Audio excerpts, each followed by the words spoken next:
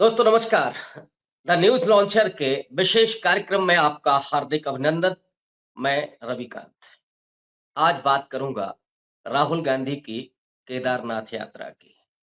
दरअसल राहुल गांधी अपने राजनीतिक जीवन से, राजनीतिक व्यस्तता से समय निकाल करके बीच बीच में मंदिरों की तरफ भी जाते हैं, आध्यात्मिक यात्रा पर जाते हैं और कई बार उनका इस लिहाज से मजाक भी बनाया गया।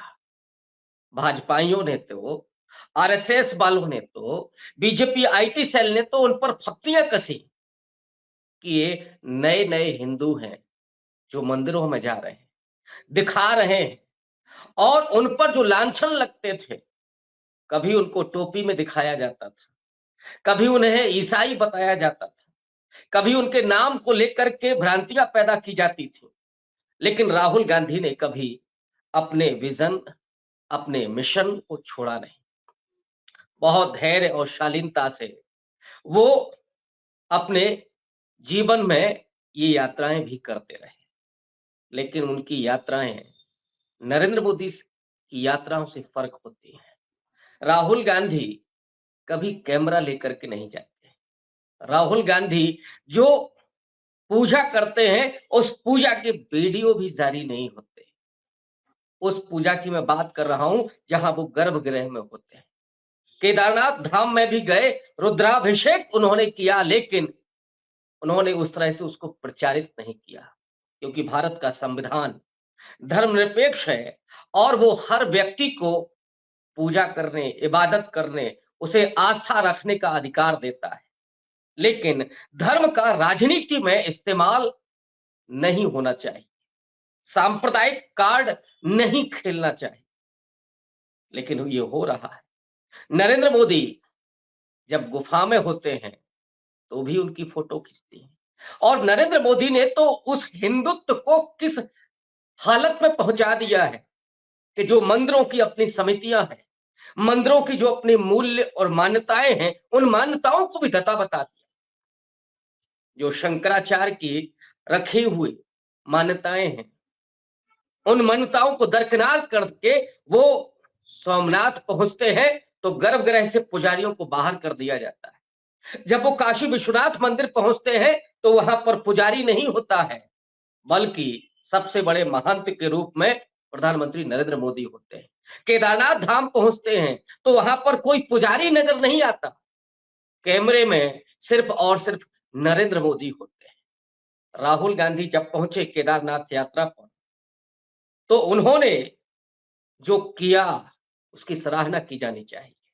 हेलीकॉप्टर से उतरने के बाद वो पैदल मंदिर तक जाते हैं, जिसे भारत की आध्यात्मिकता में, जिसको साधना कहते हैं, जिसको तपस्या कहते हैं, उसमें श्रम होता है, उसमें ध्यान होता है, उसमें कैमरा नहीं होता, उसमें विलासिता नहीं होती, उसमें सुंदर सुंदर कपड़े नहीं होते, ब्रांडिंग नहीं होती, मॉडलिंग नहीं होती। लेकिन जब प्रधानमंत्री नरेंद्र मोदी ऐसी यात्राओं पर होते हैं तो उसमें कितना धर्म होता है, कितनी उपासना होती है, ये नहीं कहा जा सकता। लेकिन फोटोग्राफी जरूर होती है, वीडियोग्राफी जरूर होती है। तो राहुल गांधी पैदल पैदल पहुंचते हैं और उसी पैदल यात्रा में एक हुजूम कुछ नारेबाजी करता है, मोदी मोदी चिल्लाता है, जय श्री राम के नारे लगाता है। और वो मोदी मोदी चिल्लाने वाले कौन लोग थे? गोदी मीडिया से लेकर के बीजेपी के आईटी सेल ने कहा कि राहुल गांधी का इस तरह से स्वागत हुआ। भला मंदिर के रास्ते पर किसी को हुट किया जा सकता है? ये जो लोग थे, क्या वो वास्तव में वहां दर्शन करने गए थे? ये दर्शनार्थी थे या कुछ और थे? इसका खुलासा तो बद्रीनाथ केदारनाथ धाम के उस समिति के पूर्व अध्यक्ष गणेश गोदियाल ने किया। हालांकि वो इस समय कांग्रेस पार्टी में है, कांग्रेस पार्टी के उत्तराखंड के प्रदेश अध्यक्ष रह चुके। उन्होंने लेकिन खुलासा किया, उन्होंने कहा कि ये आरएसएस के लोग थे। राहुल गांधी की सूचना के बाद 6 टीमें आरएसएस की पहुंच गई थी और जिनको वोटिंग करने के लिए बुलाया गया था।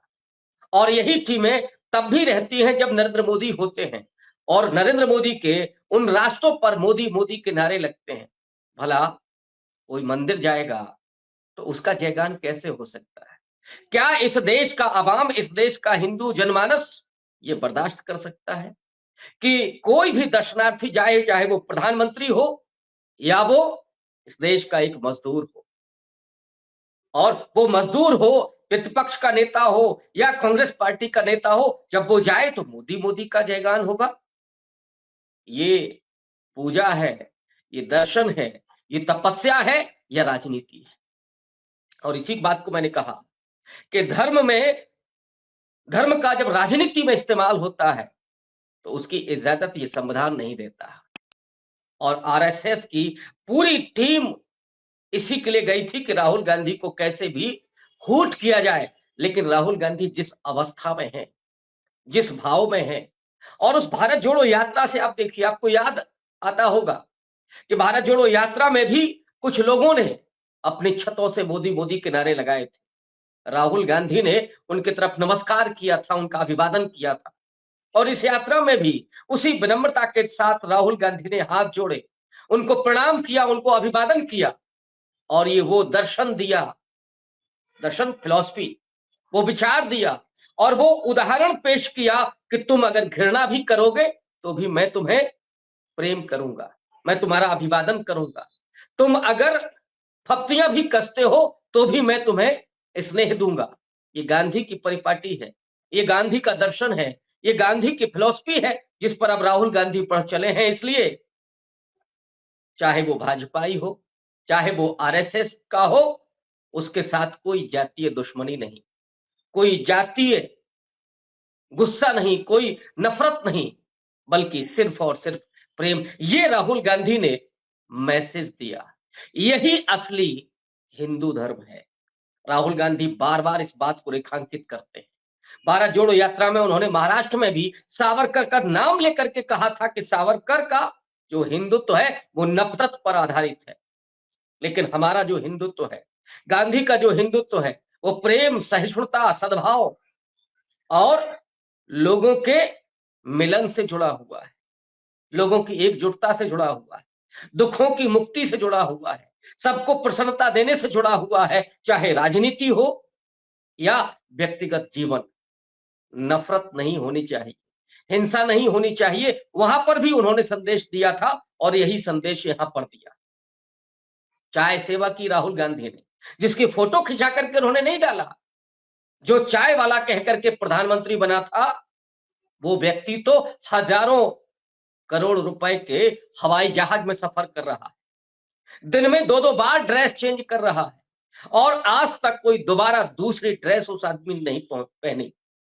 वो व्यक्ति जो 10 कैमरे लेकर के जाता है, जो गर्भगृह से पुजारियों को हटा देता है और अपनी तपस्या की फोटो खिंचाता है, वो क्या वास्तव में धार्मिक हो सकता है? गांधी से लेकर के लोहिया तक उन लोगों ने धर्म की जो परिभाषाएं दी हैं, विवेकानंद ने जो धर्म की परिभाषा दी है, वो उस परिभाषा में फोटो खिंचाना, वीडियो बनाना और गर्भगृह के नियमों को तोड़ देना ये नहीं आता।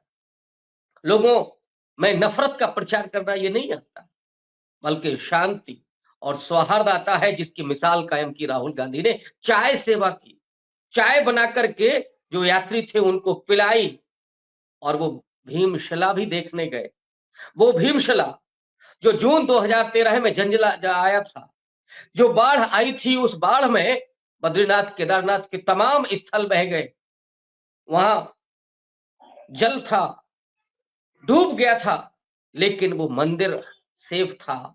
और उस मंदिर को बचाने में जिस शिला की भूमिका थी, जिससे टकरा करके लहरें लौट जा रही थी, उस भीमशिला का भी दर्शन राहुल गांधी ने किया, लेकिन फोटोग्राफी नहीं, वहां पर प्रदर्शन नहीं हुआ।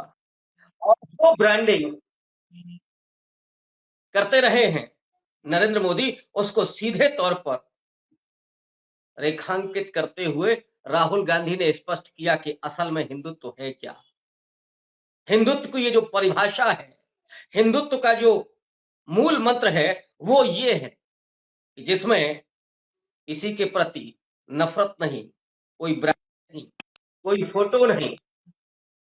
आज के लिए बस इतना ही। मिलते हैं फिर किसी और विषय के साथ। शुक्रिया।